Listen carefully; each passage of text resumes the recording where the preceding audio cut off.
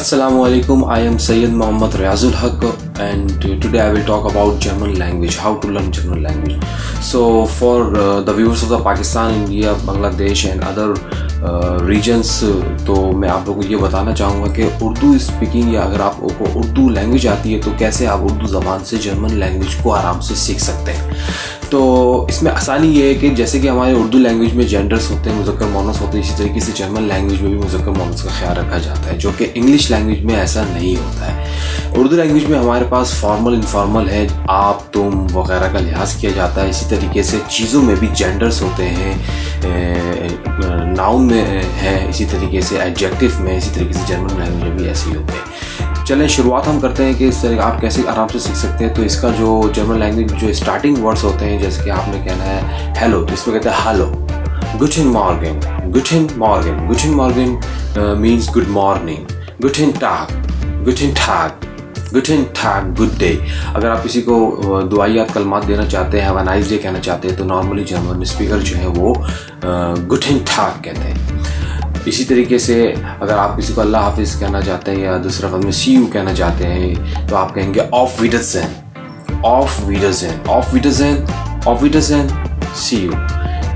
बिश स्पेटर, सी you later, बिश स्पेटर, सी यू लेटर। इसी तरीके से आपने बाय कहना है तो आप सिंपल कह सकते हैं चूस, चूस बाय।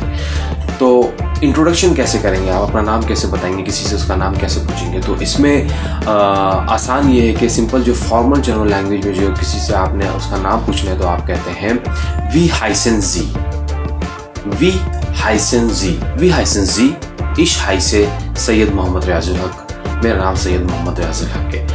और इसका वी हाइस डू, इट इज इनफॉर्मल वे, वी हाइस डू, वी हाइस डू, इश हाई से रियाज, मेरा नाम रियाज है। तो इसी तरीके से आप पूछना चाहते हैं कि आप कैसे हैं या हाउ आर यू कहना चाहते हैं, तो फॉर्मल वे में जर्मन लैंग्वेज में हम जो है वो कहते हैं वी गेट्स एज इनन, वी गेट्स एज इनन, आप कैसे हैं, मिख गेट एज गुड, मैं ठीक हूँ, मिख गेट एज गुड, वी गेट्स एज इनन, मिख गेट एज गुड। और आप ये भी कह सकते हैं इश बिन गुड, आई एम फाइन, इश बिन गुड, आई एम फाइन, वी गेट्स एज इनन, इश बिन गुड। अगर आप पूछना चाहते हैं कि आप कहाँ रहते हैं, वी विल से वो वोनेन जी, इश वोने इन कराची, वो वोनेन जी, वेयर डू यू लिव, इश वोने इन Karachi, I live in Karachi, इश वोने इन South Africa, I live in South Africa से।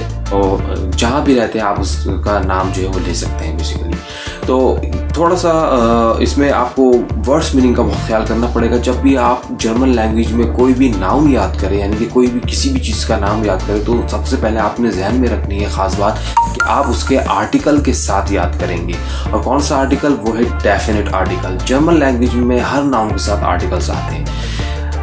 इंग्लिश में हमारे पास जो डेफिनेट आर्टिकल्स है वो है द, और इनडेफिनेट आर्टिकल्स आपको पता है ए और एन इस्तेमाल करते हैं। लेकिन यही चीज़ जर्मन लैंग्वेज में we have 3 kinds of the, डियर, डी, दस, ये डियर, डियर, डी, दस, डी ई आर, डियर, डी आई डी, दस, डियर, डी, दस, ये 3 वर्ड्स ऐसे हैं जो कि आर्टिकल दा के जगह यूज़ हो रहे होते हैं और हर नाउन के साथ दा। ये 3 दा क्यों है, बेसिकली जर्मन लैंग्वेज में हर नाउन्स के जेंडर्स हैं और जर्मन लैंग्वेज में 3 जेंडर्स है, फेमिनिन, मस्कुलिन, न्यूट्रल, और मस्कुलिन, फेमिनिन, न्यूट्रल, 3 जेंडर्स है। इनके साथ आपने जो है वो आर्टिकल को इस्तेमाल करना होता है। मिसाल के तौर पर आपने कंप्यूटर करना है तो ये बोलते हैं डियर कंप्यूटर, डियर कंप्यूटर। सेल फोन आपने कहना है सेल फोन, द हैंडी, हैंडी, दस हैंडी सेल फोन, दस हैंडी द सेल फोन, दस हाउस द हाउस।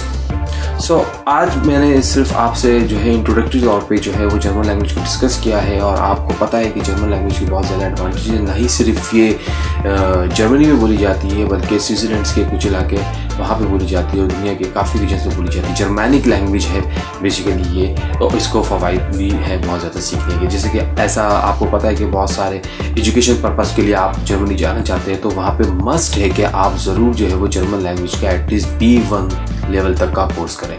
तो अमूमन ये होता है कि हमारे पास जो लेक्चर्स होते हैं इंग्लिश में होते हैं, उर्दू में नहीं होते, तो मैंने ये कोशिश की कि उर्दू में भी आपको बातें जो है वो समझाई जा सके ताकि आप फ़ौरन जो है वो इस चीज़ को अवेल कर सकें। लैंग्वेज सीखने के लिए पहले भी मैं टिप्स अपने दे चुका हूँ, तो आज भी मैं उन्हीं चीज़ों को रिकमेंड करूँगा कि सबसे पहले आप आसानी के लिए ये कर लें कि आप अपनी एक दिन की कन्वर्सेशन जो आपकी होती है, बोलचाल होती है, जो हम सुबह से लेकर शाम तक या रात तक जो बातें करते हैं, उन बातों को सबसे पहले हम लिस्ट डाउन कर लें और उसको ट्रांसलेट करने की कोशिश करें जो ज़बान आप सीखना चाहते हैं। जैसे कि हम जर्मन लैंग्वेज की प्रैक्टिस कर रहे हैं तो हमें पता है कि हम कितने बजे उठते हैं। आप अपनी डेली रूटीन बना लें, डेली रूटीन बनाने के साथ ही उसको ट्राई करें ट्रांसलेट करने की। इसमें तो नंबर 1 टिप ये है कि आप अपनी पहले दिन की कन्वर्सेशन को बना लें, सेकंड सिंपल ग्रामर को इस्तेमाल करें, और थर्डली ये है कि स्पीकिंग की प्रैक्टिस करें, खुद प्रैक्टिस करें, दोस्तों से बात करें, चैटिंग में करें, दूसरे करें, या तो मिरर के सामने आप बैठ जाएं और इसको लर्निंग करना, खुद से प्रैक्टिस करना शुरू कर दें। तो इस तरीके से आप बहुत तेज़ी से, बहुत आसानी के साथ जो है वो लैंग्वेजेस आप सीखना शुरू कर देंगे। न्यू लैंग्वेज आप जब सीखते हैं तो ये बेसिकली आपको एक चैलेंज, आपको एक गियर देता है। मिसाल के तौर पर ये एक चैलेंजिंग होता है माइंड के लिए, but our mind, human mind is very smart. आप नई लैंग्वेज सीखते हैं तो आपके ऑटोमेटिकली जहन जो है बहुत तेज़ काम करना शुरू होता है और आपकी जो है मेंटल कैपेबिलिटी बढ़ना शुरू हो जाती है और आप बहुत ज़्यादा पॉजिटिव हो जाते हैं, आपकी लर्निंग बहुत ज़्यादा हो जाती है। नई लैंग्वेज सीखने का मतलब ये है कि आप एक नई नॉलेज के लिए एक डोर आप ओपन कर रहे हैं, वहाँ से नया कल्चर, नई नॉलेज, सब कुछ सीखेंगे। ऑटोमेटिकली आप दूसरे लोगों के बारे में जानना शुरू कर देंगे जो कि आप के लिए नए हो, लेकिन बहुत सारी चीज़ें आप सीखेंगे, दुनिया को देखेंगे।